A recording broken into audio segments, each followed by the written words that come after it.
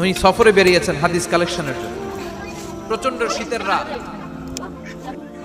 উনি মাগরিবের নামাজ এশারের নামাজ পড়ে একটা মসজিদে শুয়ে পড়লেন, আর শুয়ে শুয়ে হাদিস পড়তেছেন। কি পড়তেছেন? কথা বলেন।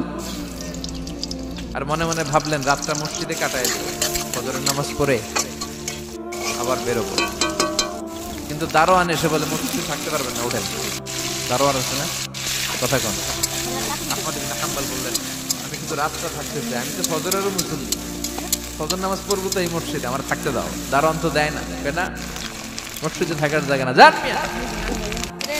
উনি যে আহমদ ইবনে হাম্বল এটা চিনে নাই, থাকতে দেয়। কি করবে এখন? উনি কাঁথা গুছিয়ে হাদিসের কিতাব নিয়ে কাঁধের মধ্যে ব্যাগ নিয়ে মসজিদ থেকে বের হয়ে গেলেন। কি আর করবেন, প্রচন্ড শীত, আর কাঁপতেছেন বুড়ো মানুষ। পথিমধ্যে দেখলেন বাজার, বাজার একজন খাব্বাস, শাবুন খাব্বাস, যুবক রুটি বিক্রেতা। সে রুটি বিক্রি করে, চুলার মধ্যে রুটি সেকে। সে যে সালাম দিল আসসালাম, যুবক বলে ওয়ালাইকুম আসসালাম। আহমদ ইবনে হাম্বল বলে যুবক আমার যাওয়ার জায়গা নেই, সফরে বেরিয়েছি, খুব শীতে কষ্ট পাচ্ছি, রাতে যদি তোমার এই চুলা থেকে একটু আগুন পোহাই কোনো সমস্যা? যুবক বলে না না সমস্যা না, আহলান ওয়া সাহলান, বসে আসেন আসেন।